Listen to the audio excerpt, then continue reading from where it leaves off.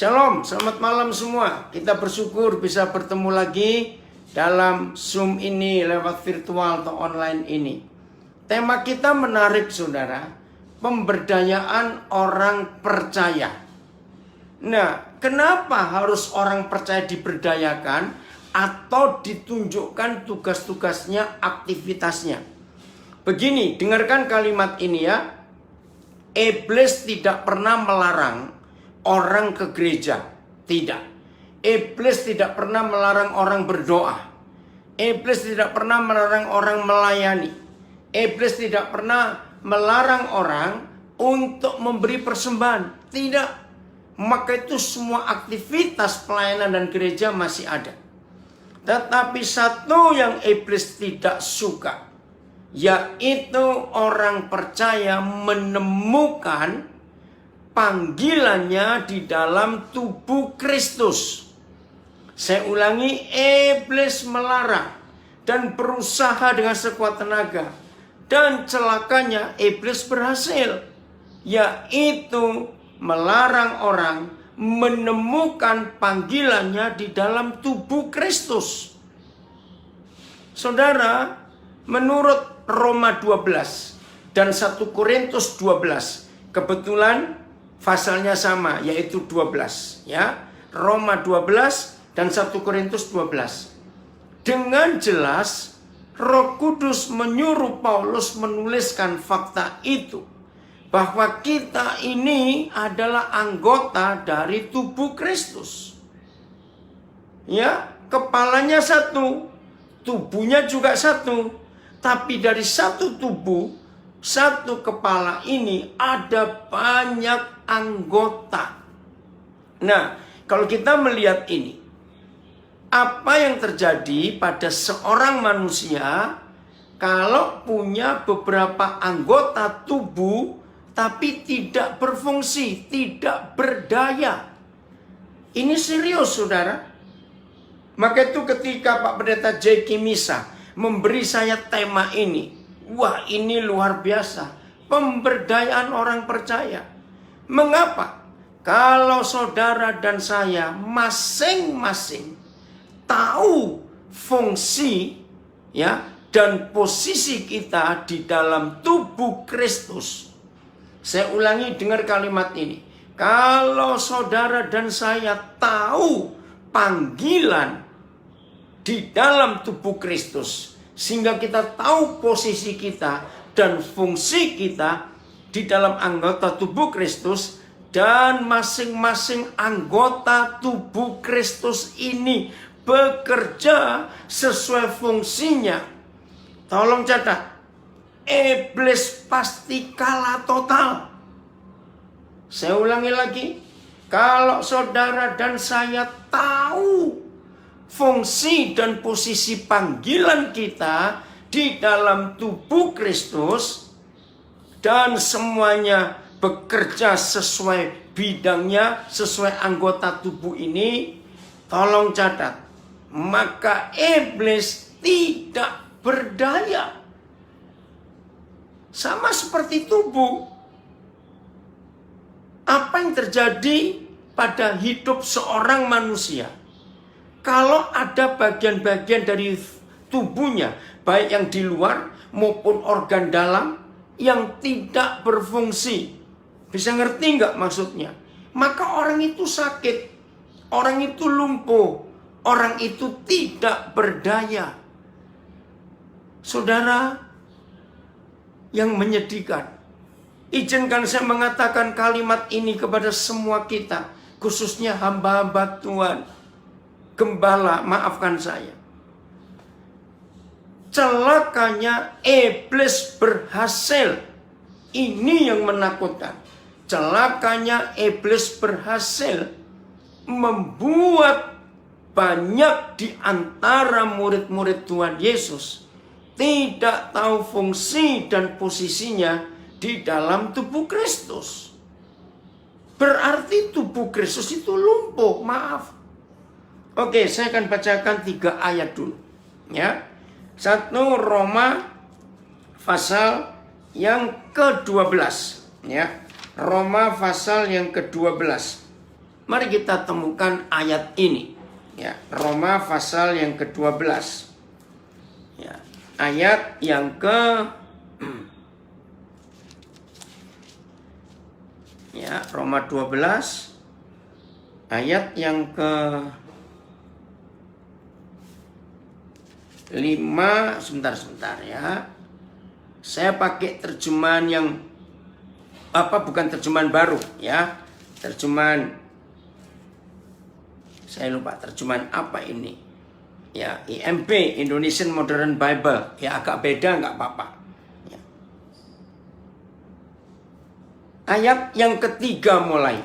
Roma 12 ayat 3. Karena anugerah yang diberikan kepadaku, aku berkata kepada setiap orang di antara kamu, agar tidak berpikir melampaui yang seharusnya dipikirkan. Nah, kita melihat ini ada masalah ketika di dalam tubuh Kristus kita ini tidak memikirkan siapa fungsi dan posisi panggilan kita di dalam Tuhan Yesus. Contoh, kalau kita ini mata, jangan kita ingin menjadi otak. Maaf, kalau kita tangan, jangan kita berpikir menjadi kaki. Nah, ini yang dikatakan ayat yang ketiga. Ya, karena kita harus berpikir yang sederhana, yaitu atas panggilan kita ini. Kita lihat ini. Jadi kita nggak boleh berpikir melampaui yang bukan bagian kita, melainkan berpikir jernih. Sebagaimana Elohim telah membagikan takaran iman kepada tiap-tiap orang. Ayat 4. Sebagaimana kita mempunyai banyak anggota. Nah, mulai kelihatan ini. Sebagaimana kita mempunyai banyak anggota di dalam satu tubuh, dan setiap anggota tidak memiliki fungsi yang sama. Saya ulangi. Sebagaimana Roma 12 ayat 4, sebagaimana kita mempunyai banyak anggota di dalam satu tubuh, dan setiap anggota tidak memiliki fungsi yang sama. Demikian juga kita, yang walaupun banyak anggota, adalah satu tubuh di dalam Kristus. Dan setiap orang adalah anggota seorang terhadap yang lain. Nah, sampai kalimat ini saudara, maka nggak ada pertengkaran, nggak ada perpecahan, nggak ada perselisihan. Terima kasih nak.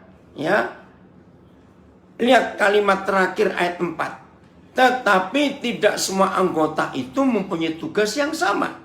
Dalam terjemahan Indonesian Modern Bible, dan setiap orang adalah, ayat 5 ya, ayat 5, masih ayat 4 ya. Dan setiap anggota tidak memiliki fungsi yang sama. Beda semuanya. Terus ayat 5. Demikian juga kita, yang walaupun banyak anggota adalah satu tubuh di dalam Kristus. Dan setiap orang adalah anggota seorang terhadap yang lain. Ayat 5, ya saya baca pakai terjemahan baru aja. Demikian juga kita, walaupun adalah satu tubuh di dalam Kristus, tetapi kita masing-masing adalah anggota yang seorang terhadap yang lain. Ayat 6. Demikianlah kita mempunyai karunia-karunia pelayanan yang berlain-lainan menurut kasih karunia yang dianugerahkan kepada kita. Ya, saya stop sampai di situ dulu. Jadi masing-masing kita ini punya fungsi dan punya posisi yang beda-beda. Cek tolong 1 Korintus 12 ayat 12. Ya, siapkan itu. Nah, saudara, saya ulangi lagi. Iblis benci kalau saudara dan saya sebagai anggota tubuh Kristus, kita itu tahu fungsi dan posisi kita. Kenapa iblis nggak suka? Karena kalau semua anggota tubuh Kristus itu tahu fungsinya, tahu posisinya, tahu tugasnya, maka di dunia ini ada sebuah kekuatan dari kuasa Tuhan Yesus Kristus yang dahsyat. Tolong catat ini, saudara. 2000 tahun lebih sejak dia naik ke surga, sampai hari ini perpecahan dalam gereja, dalam tubuh Kristus belum berakhir. Maka itu hari ini kita dapat tema yang gak main-main, pemberdayaan anggota gereja, anggota tubuh Kristus. Ya, mana Jack? 1 Korintus 12 ayat 12. Ayo kita lihat ayat ini. Agak panjang pembacaannya, tapi ini penting sekali. 1 Korintus 12 ayat 12. Karena sama seperti tubuh itu satu, jelas ya, dan anggota-anggotanya banyak. Saya ulangi. Karena sama seperti satu tubuh itu satu, dan anggota-anggotanya banyak, dan segala anggota itu, ini penekanannya, dan segala anggota itu sekalipun banyak merupakan satu tubuh. Ditegaskan di kalimat terakhir 1 Korintus 12 ayat 12. Demikian pula Kristus. Ini penekanannya. Terima kasih nak, kamu berikan highlight di situ. Demikian pula Kristus. Saudara, ini kerinduan Tuhan atas kita. Ayat 13 nak. Boleh nggak yang di layar terus dulu? Karena Dedi baca agak panjang nanti. Ayat 13-nya 1 Korintus 12.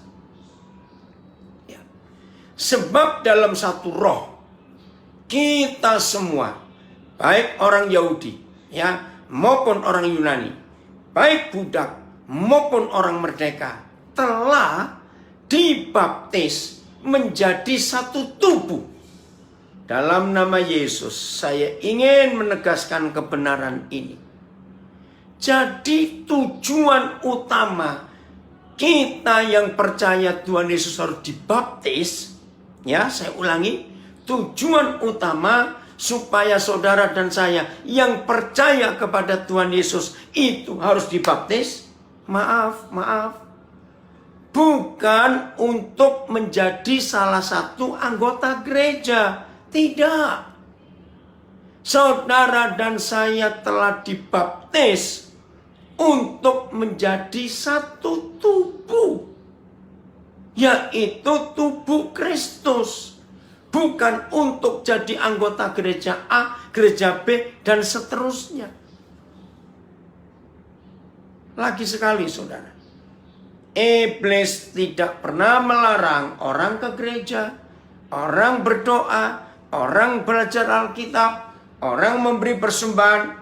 Dia tidak pernah melarang.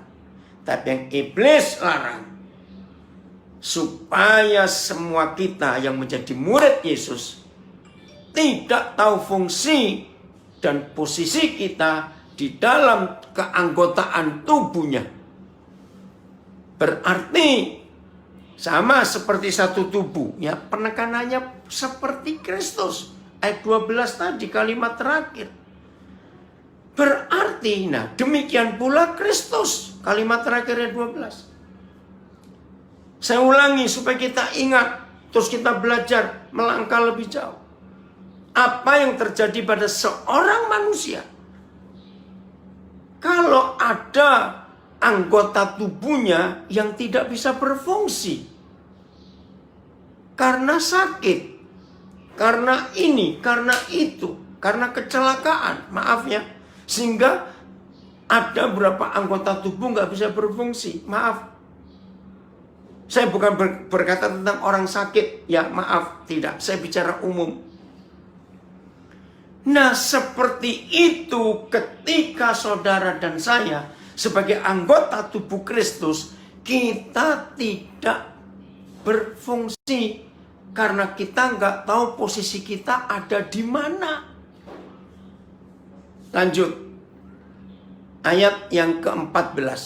Ya, 14. Karena tubuh juga tidak terdiri dari satu anggota, tetapi atas banyak anggota. Tapi ada masalah di dalam tubuh Kristus. Lihat ayat 15. Andai kata kaki berkata, karena aku bukan tangan, aku tidak termasuk tubuh. Jadi benarkah kaki tidak termasuk tubuh? Ya, karena dia bukan tangan. Ayat 16. Dan andai kata telinga berkata, karena aku bukan mata, aku tidak termasuk tubuh. Jadi benarkah ia tidak termasuk tubuh? Jawabannya ya enggak dong. Mata, kaki, tangan, telinga adalah anggota tubuh. Ayat 17. Wih, ini geli kalau saya baca ayat ini geli. Andai kata tubuh itu seluruhnya adalah mata. Geli nggak saudara? Dari kepala, mata sampai kaki, mata semuanya. Pasti orang takut lari. Di manakah pendengaran? Andai kata seluruhnya adalah telinga, di manakah penciuman? Tolong Roh Kudus, hari ini kami mau bertobat. Untuk di tubuhmu ada pemberdayaan. Kami berdaya, kami nggak lumpuh, kami nggak lemah, kami sehat, tidak sakit. Supaya setan segera dikalahkan. Ketika kami sebagai anggota dari tubuh, anggota tubuh Kristus, kami berfungsi dengan baik. Kami tahu posisi kami di mana. Roh Kudus tolong kami. Supaya pelajaran ini nggak cuma kami dengar, tapi kami praktekkan dalam nama Yesus. Mari kita perhatikan 1 Korintus 12 ini. Ya, maaf, ayat 17. Saya salah, ayat 17.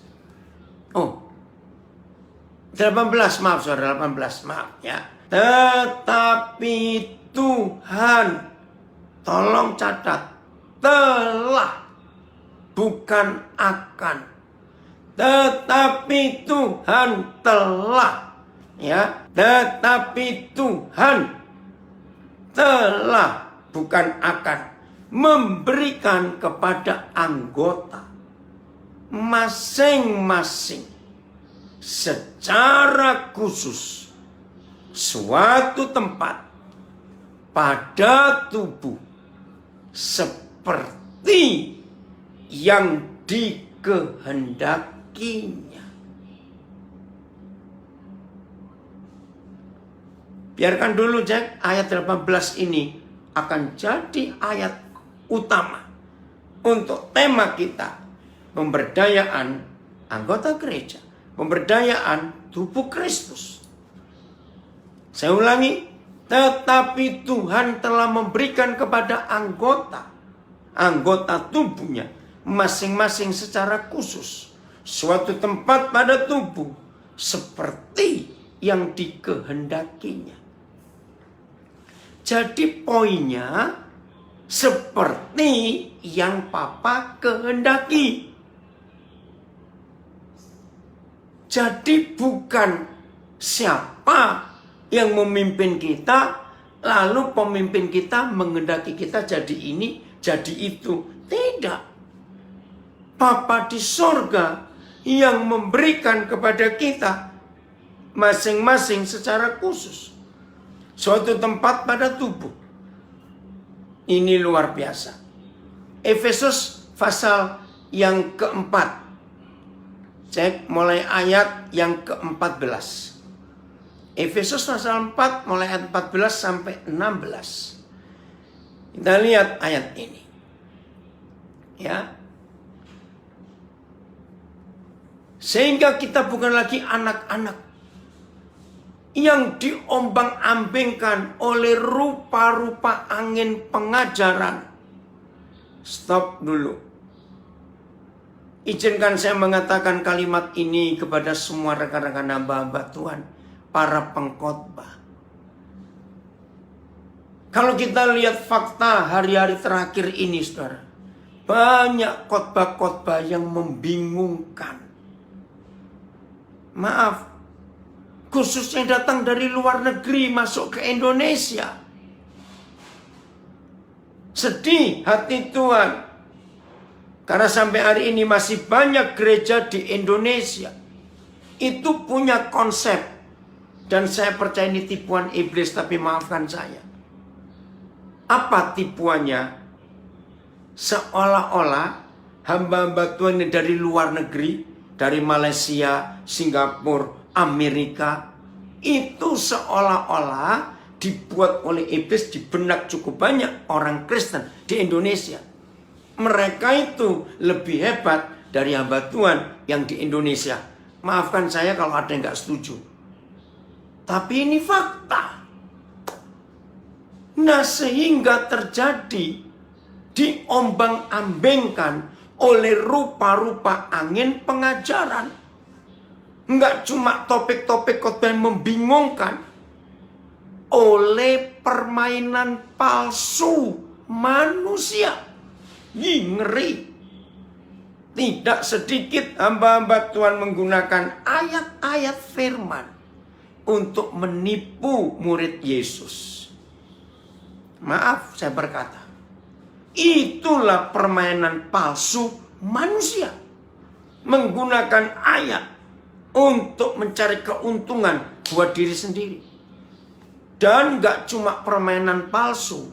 Lihat tulisan ini. Dalam kelicikan mereka yang menyesatkan. Gereja Tuhan bertobat. Sudah waktunya kita menilai sama.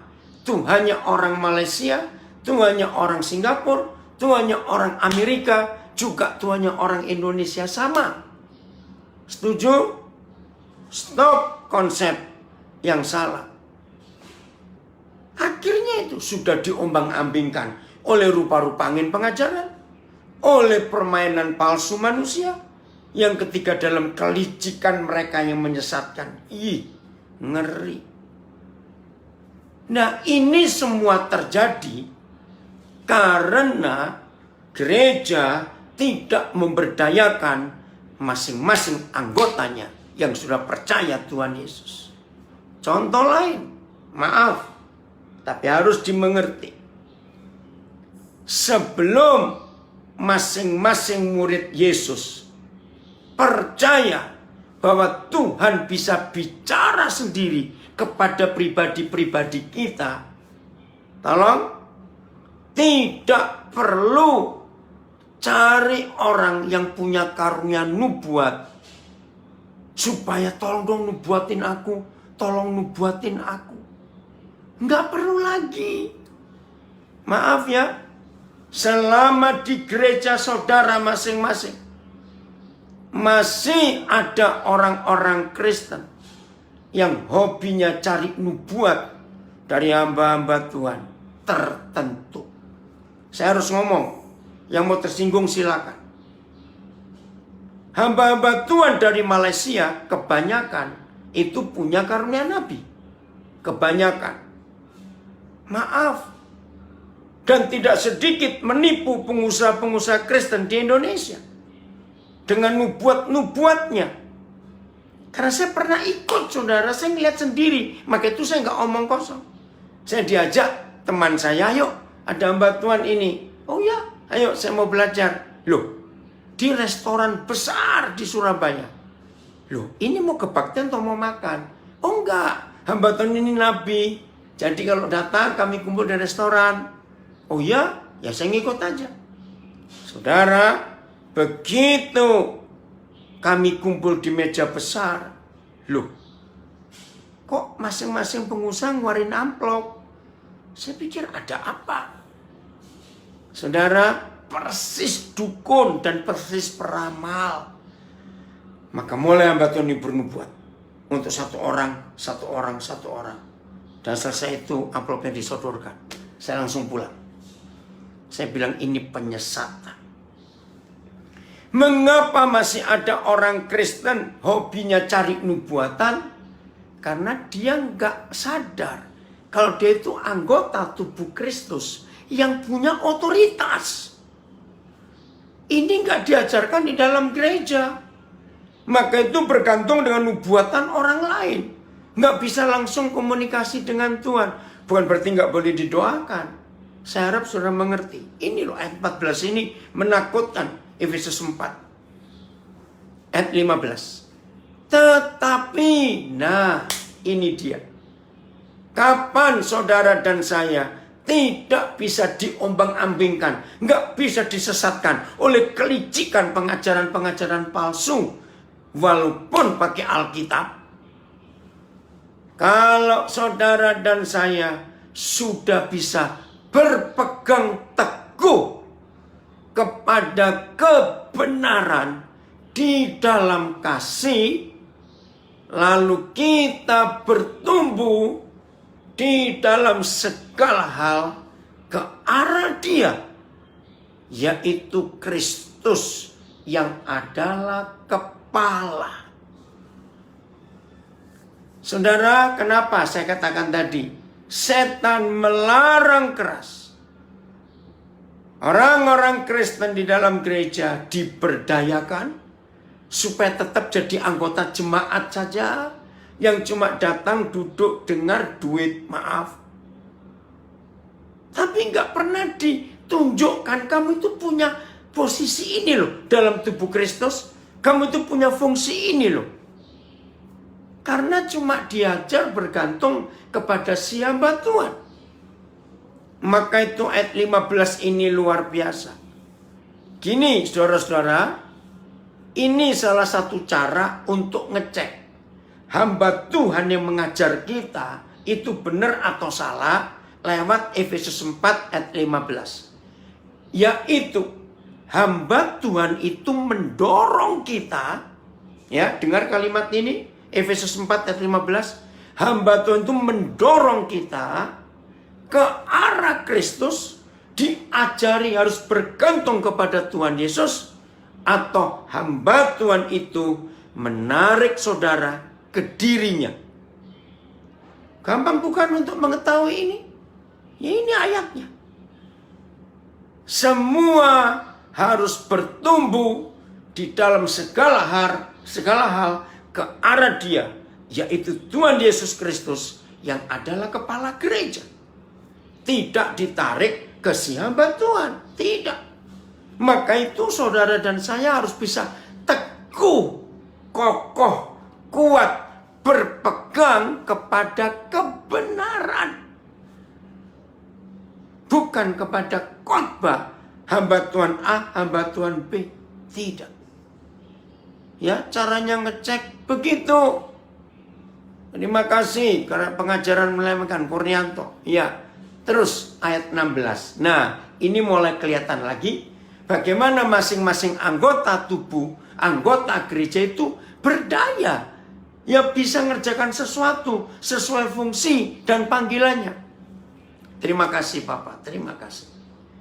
Daripadanya lah. Siapa? Yesus Kristus Tuhan yang adalah kepala kita.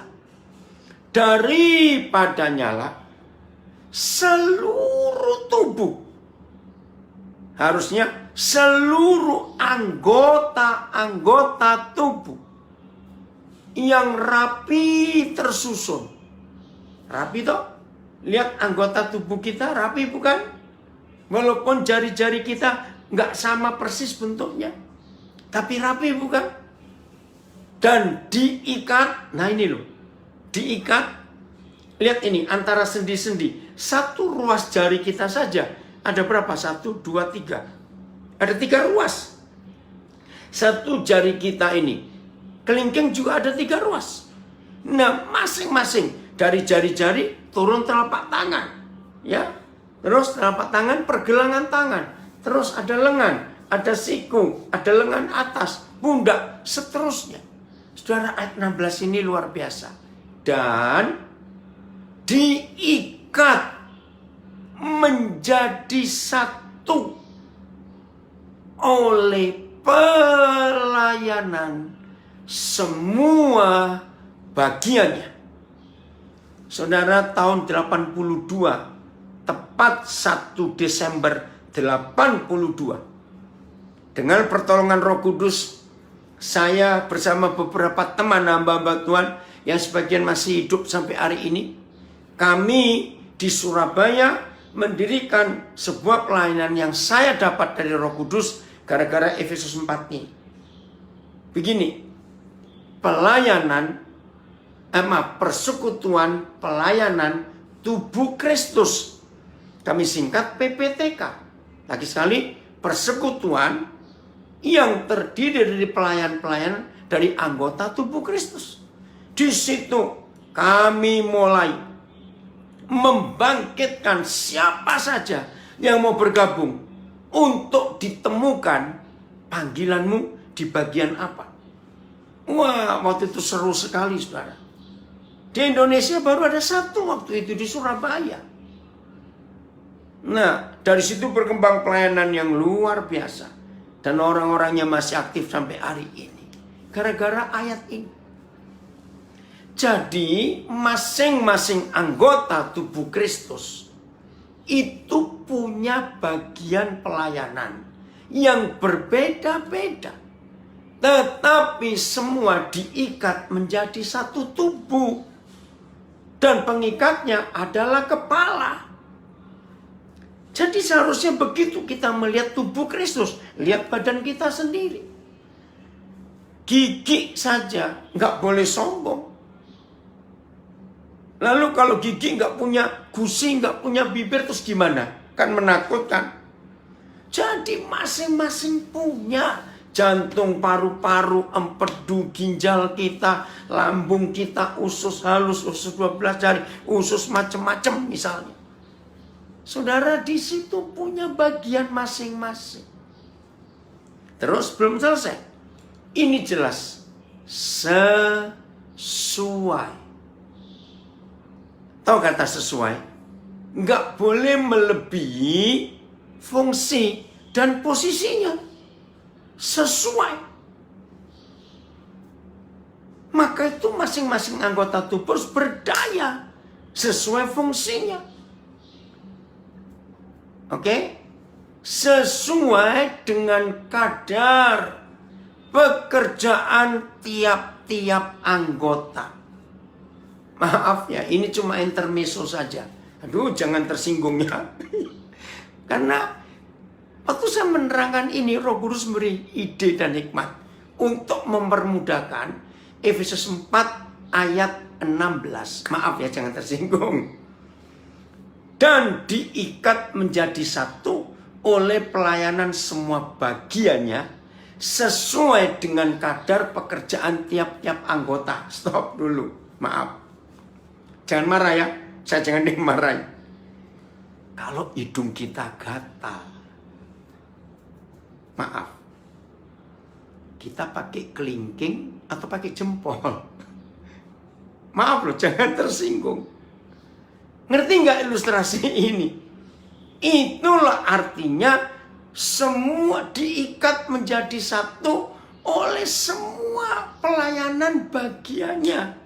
Sesuai dengan kadar pekerjaan tiap-tiap anggota. Jadi masing-masing tahu fungsinya. Kalau yang dipilih jadi kaki, ditetapkan jadi kaki, ya jadilah kaki. Jangan pengen jadi yang lain. Belum selesai. Ayat 16 ini, aduh sayang waktunya. Ya, sesuai dengan kadar pekerjaan tiap-tiap anggota. Belum selesai. Menerima pertumbuhannya. Dan membangun dirinya dalam kasih. Maaf, pernah dengar ada orang yang jantungnya nggak cuma bengkak. Saya juga pertama kali dengar itu aneh. Pernah dengar nggak ada orang sakit jantungnya itu molor? Saya pertama dengar, kok ada jantung molor? Kayak karet aja molor. Betul, ternyata ada penyakit itu. Jadi jantung itu pertumbuhannya nggak normal. Maka itu sampai molor. Nah, saya nggak tahu itu istilah penyakitnya apa. Maafkan saya. Ada orang lambungnya, pertumbuhannya nggak normal, asam lambungnya terlalu tinggi. Nah, ini loh penyakit di dalam tubuh Kristus, sama seperti kita masing-masing dalam anggota tubuh. Kolose 2 ayat 19. Ya, Kolose 2 19. Terima kasih Roh Kudus, Engkau tolong kami untuk kami hidup benar di hadapan Tuhan. Oh, mulai 18 saja Jack, kalau itu mulai 18. Karena sedang, ya. Nah, lihat ayat 18. Janganlah kamu biarkan kemenanganmu digagalkan oleh orang yang pura-pura merendahkan diri dan beribadah kepada malaikat, jelas salah. Serta berkanjang, ya artinya bermain-main pada penglihatan-penglihatan, senengannya karunia-karunia roh, dikit-dikit penglihatan, dikit-dikit nubuatan, tak dan tanpa alasan membesar-besarkan diri oleh pikirannya yang duniawi. Saya minta maaf ya saudara, tapi saya harus ngomong ini.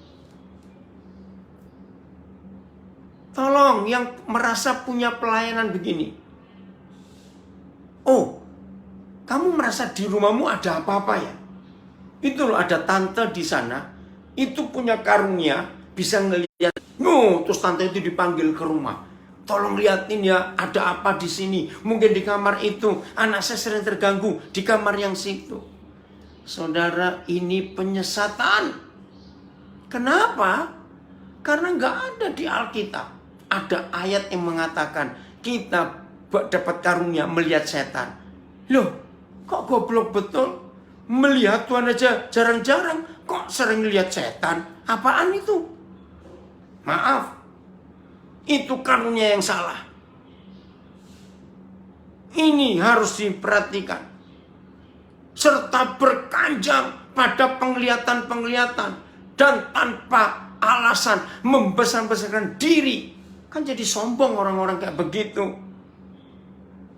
Terus kemana-mana sepertinya sok rohani. Jangan masuk dulu, jangan masuk dulu. Ada sesuatu nggak beres ini, ada yang nggak beres ini. Lah itu kan jadi pemburu setan, Ghostbusters. Nggak begitu pelayanan yang sesungguhnya, tidak. Maka itu kalau masing-masing anggota tubuh tahu posisi dan fungsinya, nggak ada yang satu merasa lebih sombong dari yang lain. Maka itu begini pertanyaannya. Perlu dijawab nggak kalau ada orang tanya? Kalau begitu, sebutkan kepada saya 2 saja anggota tubuh yang paling penting. Ada yang bisa jawab? Nggak ada. Semua anggota tubuh penting. Nggak ada yang nggak penting. Karena satu saling membutuhkan dengan yang lain. Harusnya begitu gereja. Maka itu jangan membesar-besarkan diri. Wow, aku ini nabi ya. Aku ini nabi. Aku ini suka terima penglihatan. Aku suka diberi mimpi. Aku suka begini. Maaf.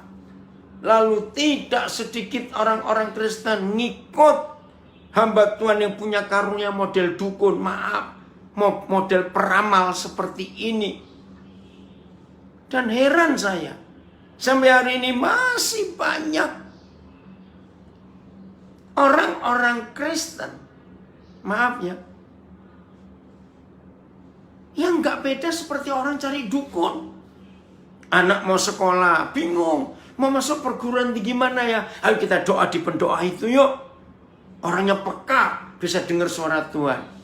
Nah, ini membuat tubuh Kristus, anggota tubuh Kristus, tidak berdaya, tidak berfungsi dengan baik. Membesar-besarkan diri oleh pikirannya yang duniawi. Sedang, nih ayat 19, sedang artinya yang seharusnya ia itu berpegang teguh kepada kepala. Tapi orang ini tidak berpegang teguh pada kepala. Ada tuh penyakit namanya Parkinson, yang goyang sendiri anggota tubuh karena nggak mau tunduk pada kepala, maunya sendiri. Dari mana? Masih ayat 19 Kolose 2. Seluruh tubuh yang ditunjang dan diikat menjadi satu. Terima kasih Tuhan. Saudara, di ayat 19 ini ditemukan kebenaran yang buat saya sungguh luar biasa. Roma 12, 1 Korintus 12, dan Efesus 4. Itu jelas anggota tubuh. Kepala kita perlu sesuatu untuk nempel di tubuh. Antara tulang yang satu dengan tulang yang lain perlu pengikat. Nah, di ayat 19 ini ada dua lagi anggota tubuh Kristus yang bentuknya kelihatan sama, ya, fungsinya juga hampir sama. Apa itu? Urat-urat dan sendi-sendi.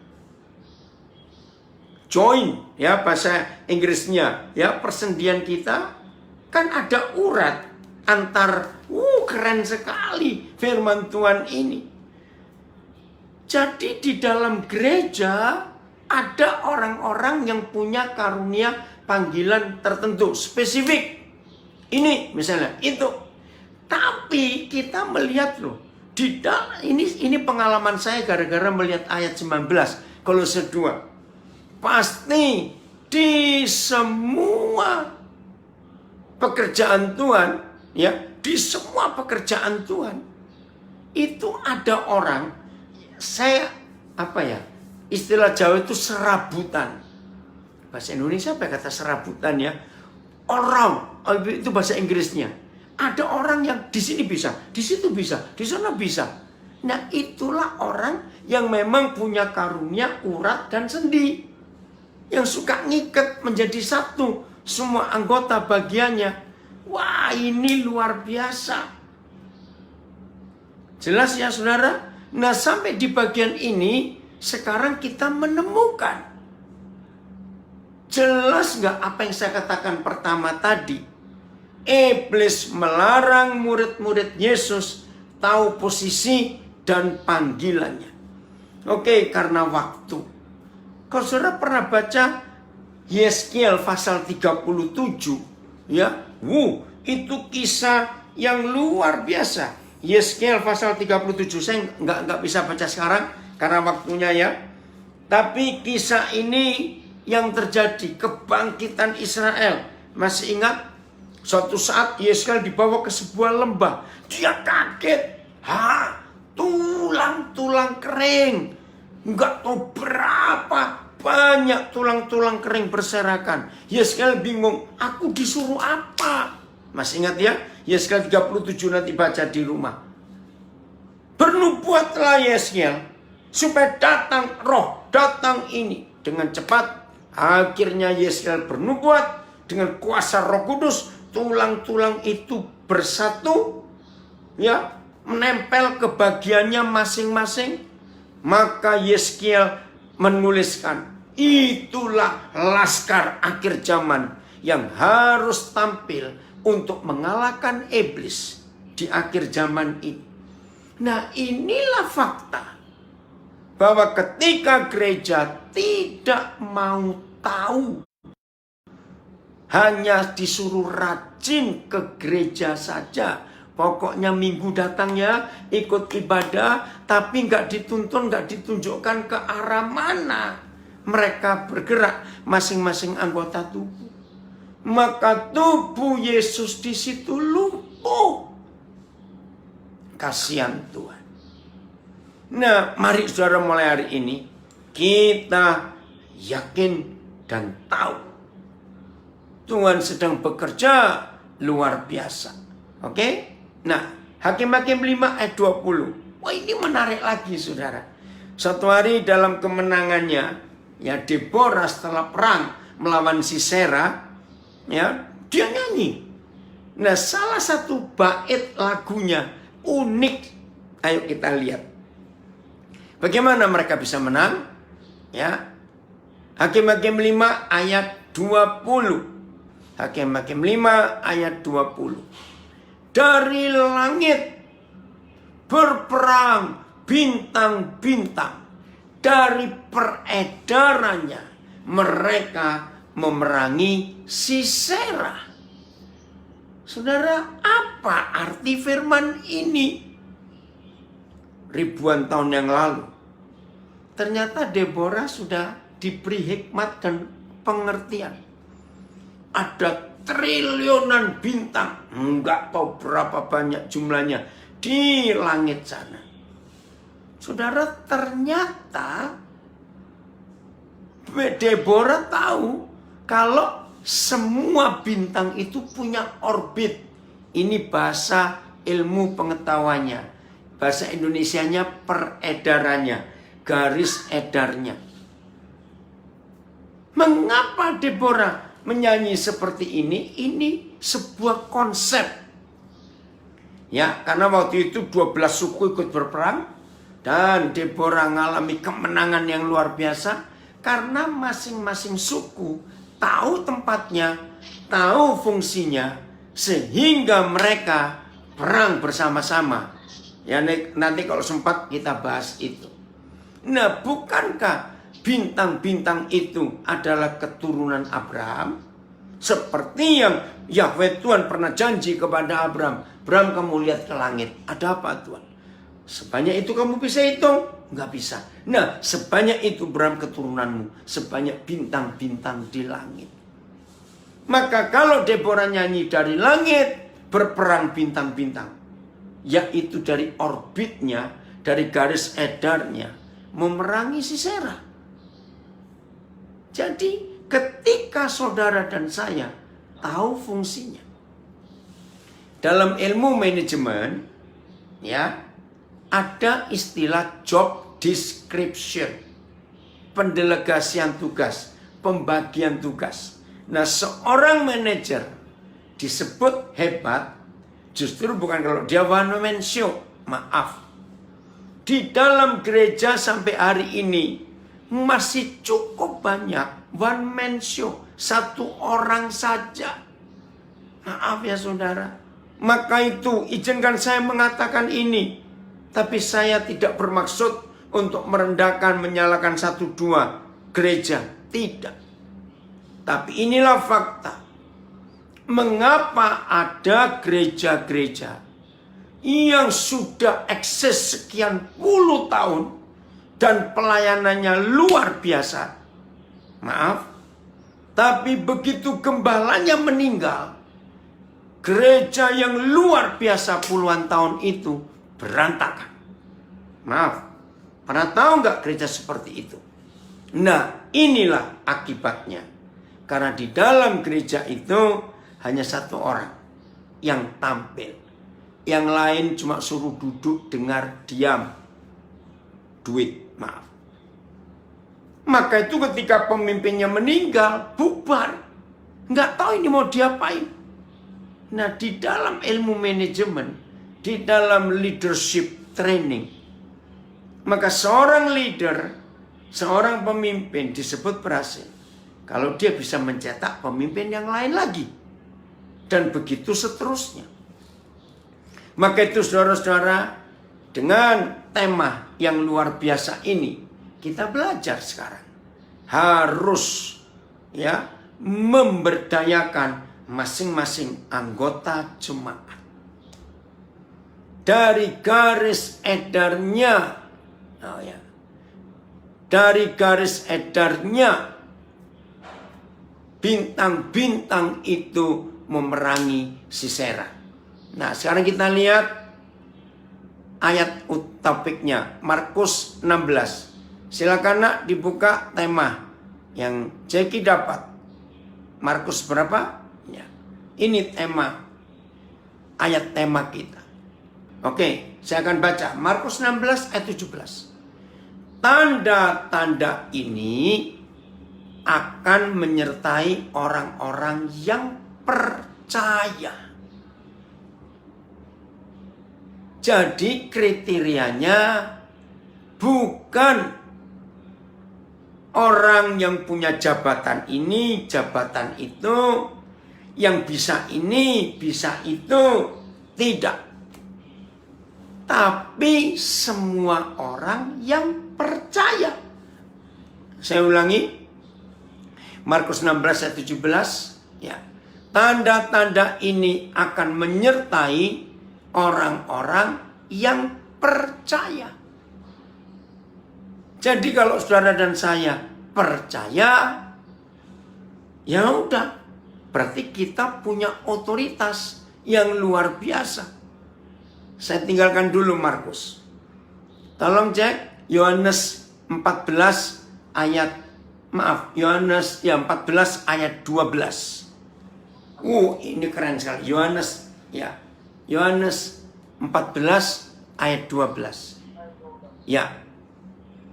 Inilah satu dari 2 ayat saja dalam Injil Yohanes yang memberitahu kita definisi orang percaya itu apa.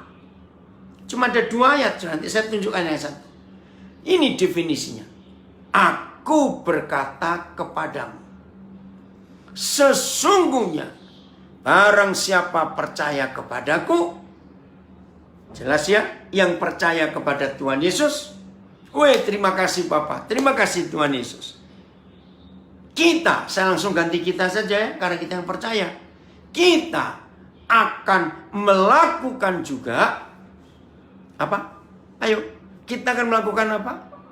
Nah, pekerjaan-pekerjaan yang Tuhan Yesus lakukan. Stop dulu. Nah, saya minta. Ini kalau masing-masing anggota tubuh Kristus, kalau masing-masing anggota. Terima kasih. Rahman ini. Bacanya apa nih? Rahman Aldi.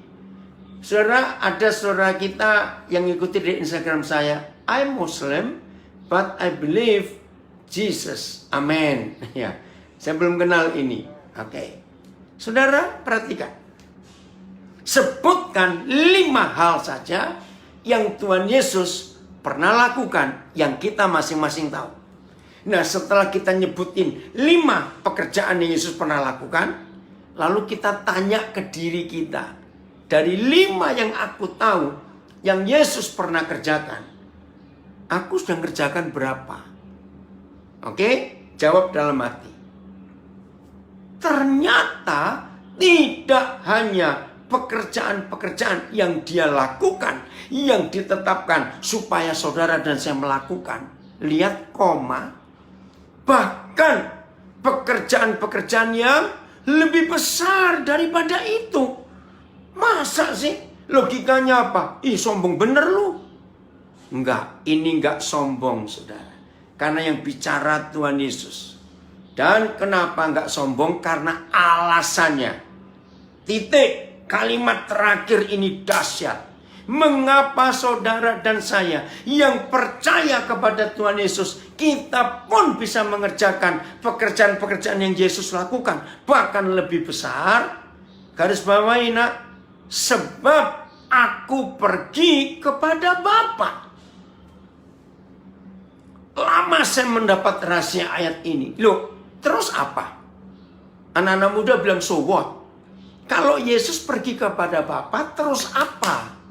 Mengapa hanya gara-gara dia pergi kepada Bapa, maka saudara dan saya yang menjadi murid-muridnya, yang percaya kepada dia, bisa mengerjakan pekerjaan-pekerjaan dia lakukan, bahkan lebih besar. Itu hanya karena dia pergi ke Bapa. Nah, sekarang saya harus tunjukkan kesalahan sebagian besar gereja. Pasal 14 ayat 1 Yohanes ini. Maaf. Yohanes 14 ayat 1 sampai 3 adalah ayat-ayat yang paling sering dikhotbahkan kalau ada orang meninggal dan di kuburan. Aduh, kasihan Tuhan Yesus. Ini loh saudara yang kita salah terjemahkan ayat ini. Ya, jadi mulai hari ini Yohanes 14 ayat 1 sampai 3. Mulai hari ini tolong rekan-rekan saya pendeta, jangan khotbahkan lagi ayat ini di kuburan. Ternyata artinya lain. Ya, dengan mengambil kalimat terakhir ayat 12. Kenapa kita bisa melakukan yang lebih besar dari yang dia kerjakan? Karena dia pergi kepada Bapa. Nah, ada apa waktu dia pergi ke Bapa? Janganlah gelisah hatimu. percayalah kepada Papa, percayalah juga kepadaku.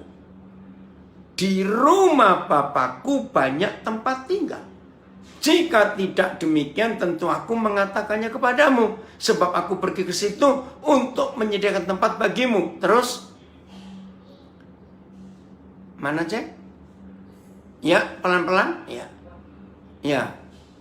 Dan apabila aku telah pergi ke situ dan telah menyediakan tempat bagimu, aku akan datang kembali dan membawa kamu ke tempatku. Supaya di tempat di mana aku berada, dan kamu pun berada. Jadi saudara, ini bukan tentang rumah setelah kita mati di surga. Tidak. Maksudnya di dalam gereja Tuhan, di dalam tubuh Kristus ada banyak tempat untuk pelayanan yang berbeda-beda.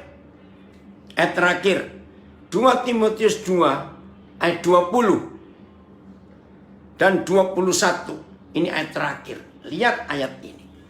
Dalam rumah yang besar, ini kan rumah Bapakku bukan? Yohanes 14. Ya.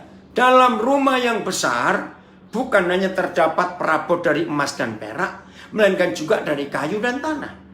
Yang pertama, emas perak dipakai untuk maksud yang mulia, ya.